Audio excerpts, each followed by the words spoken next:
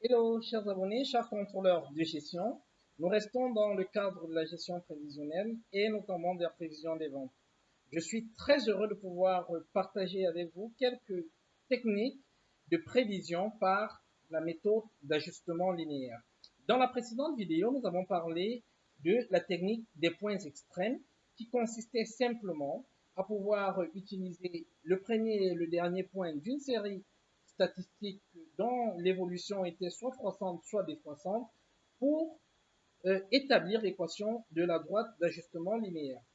Aujourd'hui, nous parlerons de la méthode de Meyer ou encore de la méthode des doubles moyennes, qui sera une méthode qui consistera simplement à utiliser pour ajuster une série de données à la diviser en deux, en deux sous-séries et à trouver une droite d'ajustement qui passera par les points moyens de ces deux sous-séries. Donc, pour réaliser cette méthode, naturellement, vous l'aurez deviné, la première étape consistera simplement à diviser votre série de données en deux sous-séries. La série de données est divisée en deux sous-séries de taille égale, à l'exception du fait que notre série soit d'un nombre impair. Dans ce cas, une des sous-séries pourra contenir un point de plus que l'autre. La deuxième étape va consister simplement à calculer la moyenne de chaque variable des sous-séries. Donc, et les dites moyennes seront simplement les coordonnées des deux points particuliers par lesquels notre droite d'ajustement linéaire passera. Ensuite, il nous suffira à partir de ces deux points qui vérifieront l'équation de la droite de type ax plus b de déterminer la dite équation en déterminant les inconnus a, que sont le coefficient directeur de la droite, et la constante.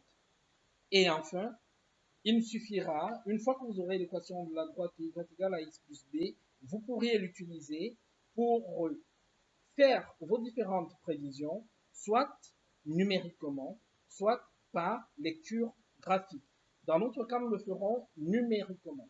Alors, c'est parti, on va commencer la réalisation des, de notre méthodologie.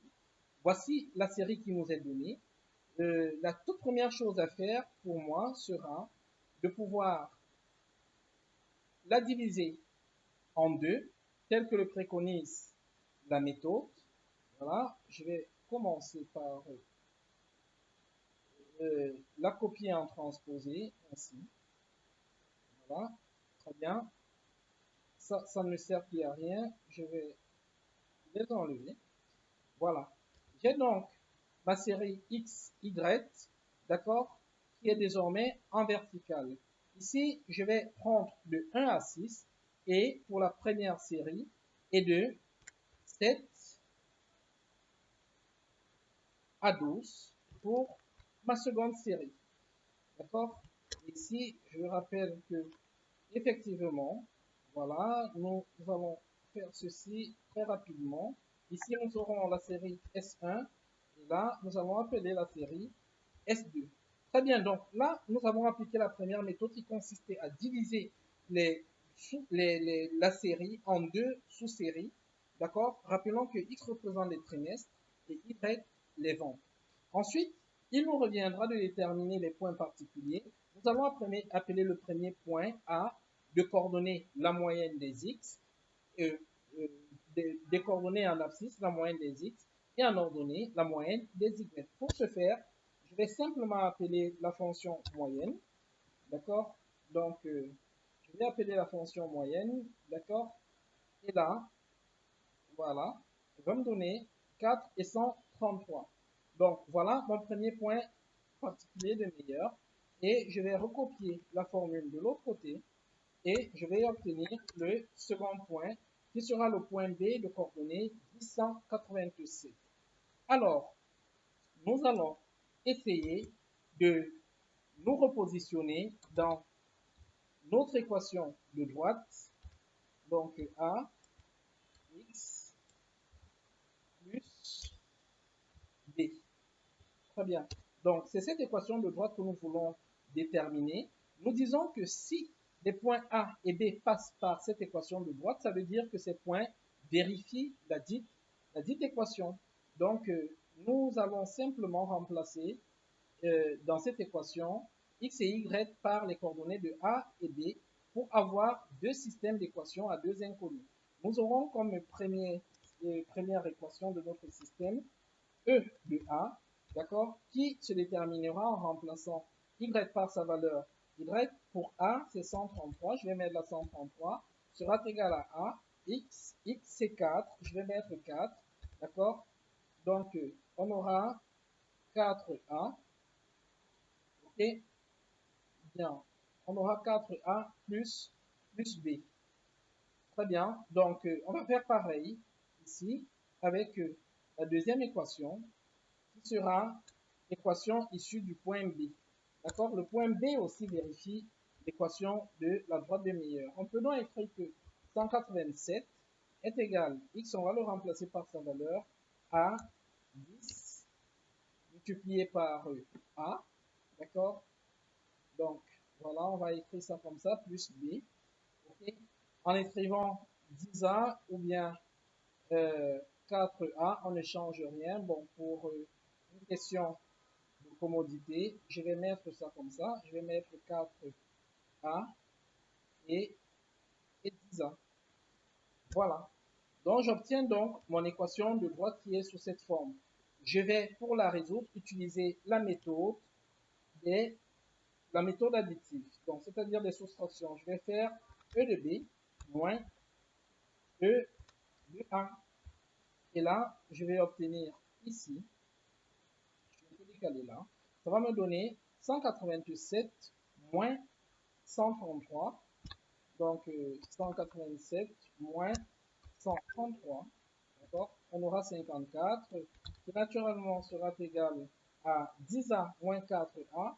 Ça va nous donner 6A plus B. Très bien. Donc, ici, plus B moins B, ça nous donne 0. Parce qu'on fait E de B moins E de A. Donc, B moins B, ça nous donne 0. Ici, nous avons donc une équation E3 qui peut donc s'écrire simplement en tirant. Donc, on va l'appeler E3. D'accord? Que nous pouvons écrire en disant que A sera simplement égal à 54 divisé par 6. Ça va nous donner 9. Donc, E3 indique que A est égal à 9. Donc, voilà la première inconnue de notre équation principale de Meyer qui est déterminée. Nous allons prendre E3, que nous allons introduire dans E de A.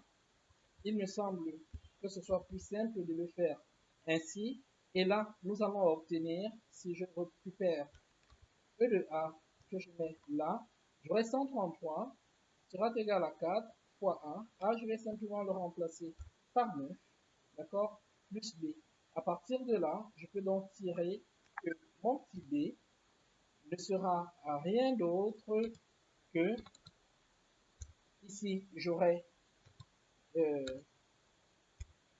B sera égal à 133 moins, j'aurai 4 fois 9. D'accord? Donc, 133 moins 4 fois 9, ça va donner 97. Et là, je viens de trouver B. Par conséquent, je peux donc écrire finalement que l'équation de la droite de Meyer peut s'écrire sous la forme y est égal à A c'est 9, 9x plus B 97. Parfait, et c'est ça que nous souhaitions avoir, c'est-à-dire déterminer l'équation de la droite d'ajustement linéaire. Avec cette équation de droite, nous pouvons soit la représenter graphiquement et par extrapolation, déduire pour chaque trimestre donné le niveau de vente. Dans notre cas, nous allons le faire pour le trimestre 13. D'accord? Pour x égale 13 dans cette équation, on écrira simplement que si x égale 13, on aura y,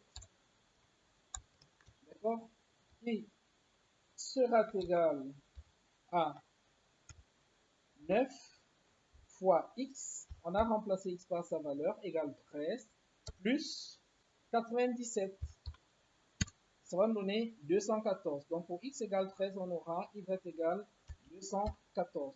Vous voyez, là, on vient de réaliser notre prévision pour le 13e trimestre. C'est cet objectif que nous